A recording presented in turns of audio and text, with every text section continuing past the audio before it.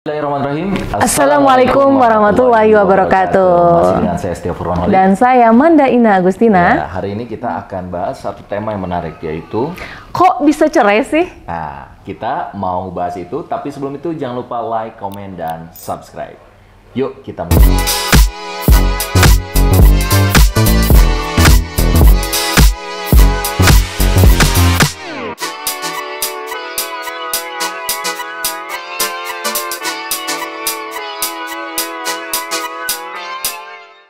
Jadi sekarang ini mungkin banyak ya, kalau bisa dibilang public figure atau misalnya kabar-kabar tentang perceraian di antara suami istri. Betul. Ada perceraian, ada perselingkuhan, ada KDRT juga gitu ya. Kok bisa ini? Sih? Nah, itu yang jadi pertanyaan kita. Padahal suami istri itu kan ikatannya sangat kuat ya. Misalkan golizo gitu. Bahkan Masya Allah dalam Al-Quran itu ikatan yang memang sangat dimuliakan oleh Allah gitu ya.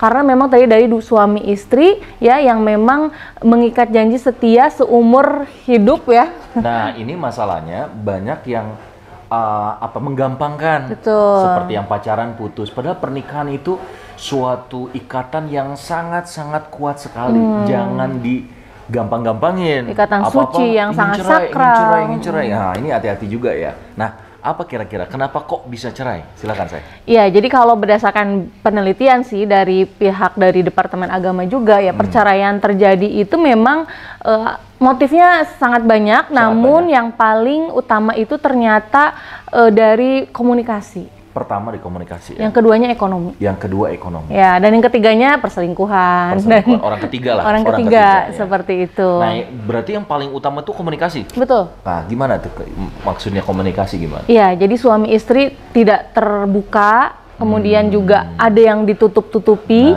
ada yang merasa dibohongi, ada yang merasa kecewa, iya, nggak terus terang gitu loh. Jadi akhirnya syak prasangka. Betul. Padahal sebagian prasangka itu dari setan, itu yang membahayakan ya. Jadi gimana sih supaya komunikasi suami istri ini lancar?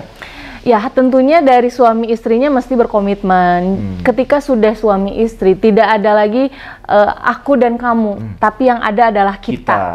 Sehingga harus ada keterbukaan di betul, sana, gitu. Harus ada sebuah kekompakan di sana. Kayak saya nih sama istri, masalah saya curhat sama istri, betul. Istri juga curhat sama saya.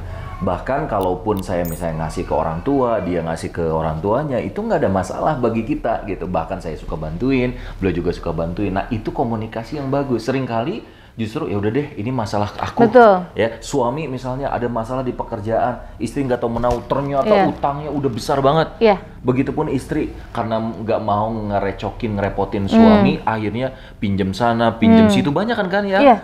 Akhirnya terkena jeratan pinjol, riba lah, nauzubillahimindzalik. Di situ akhirnya terjadi masalah yang cukup besar. Ditanggung sendiri gitu. Padahal ketika sudah menikah, suami istri itu seperti pakaian. Betul. Ya, jadi saling melengkapi, ya saling menutupi. Wa antum libasulahun. Betul. Seperti satu tim juga. Betul. Ya, gitu. Jadi ada kalau dalam tim, misalnya kita dalam organisasi, tentunya ada pembagian tugas, pembagian peran, ada juga tanggung jawab. Kayak main bola kemarin lah gitu ya. Ada penyerang, ada striker, ada sayap, ada back, ada kiper, semuanya harus sesuai sama job desk-nya masing-masing. Semuanya sesuai sama SOP-nya masing-masing, biar nggak saling tumpang tindih. Nah, sekarang yang lucu adalah kejadiannya, kadang istri mengambil peran suami, suami malah mengambil peran istri. Ini yang jadi aneh gitu ya. Atau salah satunya justru tidak memainkan perannya dengan baik gitu ya. Ya, karena tidak tahu posisinya tadi gitu kan. Maka penting belajar ya. Betul, suami itu jelas-jelas dalam Islam itu sebagai qawam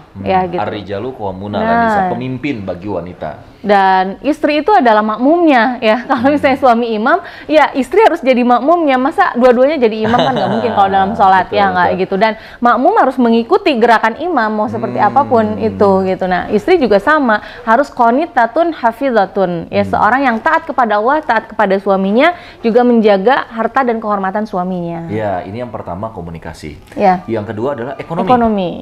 Nah ini ternyata ekonomi di sini bukan hanya ekonomi yang kekurangan ternyata.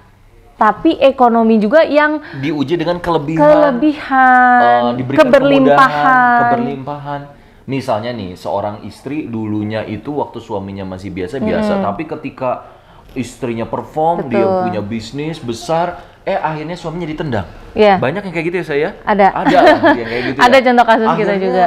Suaminya gigit jari, istrinya merasa benar dan minta cerai. Nauzubillah min dzalik. Itu bahaya sekali. Maka ujian ekonomi bukan tadi cuman semata kekurangan. Iya. Ada orang yang kuat dengan kekurangan tapi nggak kuat dengan kelebihan. Betul. Jadi suami istri yang diuji dengan kekurangan ada yang bisa bertahan. Ada yang bisa bertahan. Tapi ada juga suami istri yang memang diuji dengan keberlimpahan, popularitas, kemudahan. Justru gitu. Disitulah diuji gitu ya. Bahkan ada yang bilang ujian bagi istri itu adalah ketika suami tidak berpenghasilan. Tapi ujian bagi suami adalah ketika suami berkelimpahan. Apakah masih bisa setia dengan istrinya? Betul. Seperti itu. Nah, yang terakhir adalah ujian dari pihak ketiga. Nah, pihak ketiga ini macam-macam. Bisa jadi will, betul, feel, ya. bapak idaman lain, wanita idaman lain, atau mertua, orang tua, ipar, saudara, keluarga besar, yang mencampuri urusan. Nah, kalau nggak punya teritori, yang terjadi istri misalnya ada masalah sama suami langsung ngomongnya ke orang tua. Suami ketika ada masalah langsung datangin saudaranya. Ini nggak akan benar. Harusnya ada teritori. Saya punya komitmen sama istri. Kalau kita ada masalah, kita harus selesaikan berdua. Orang tua, mertua itu cuma tahu kita yang baik-baiknya saja. Ini komitmen supaya kita dewasa. Jangan apa-apa tanya sama orang tua, apa-apa curhat sama orang tua. Ini orang tua ikut campur, udah cerai aja.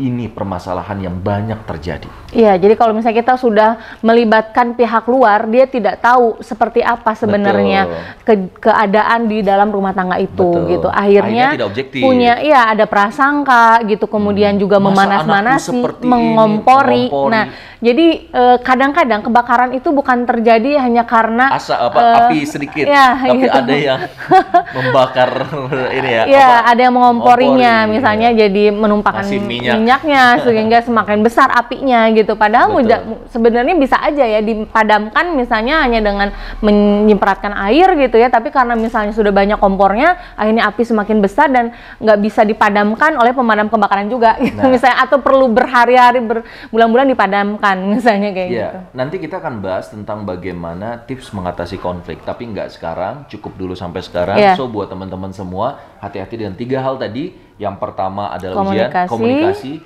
yang kedua adalah ekonomi, dan yang ketiga adalah pihak ketiga. Ketika kita tahu ada 3 hal ini tidak membuat kita jadi takut menikah, justru kita harus waspada. Ketika menikah kita sudah siap, bagaimana clear tentang komunikasi sama pasangan. Yang kedua ekonomi, harus clear bagaimana siapa yang mendapatkan penghasilan, bagaimana memanage penghasilan supaya tidak ada prasangka. Dan yang terakhir, harus tegas juga bagaimana kalau ada masalah di luar, kita harus seperti apa supaya tetap kompak. Mudah-mudahan sahabat sekalian, kita semua mendapatkan keberkahan, menjadi keluarga yang sakinah, mawaddah warahmah. Amin ya Allah ya Rabbal alamin. Saya Stephen Holid. Saya Manda Ida Agustina. Terima kasih banyak. Jangan lupa like, comment, dan subscribe. Assalamualaikum warahmatullahi wabarakatuh.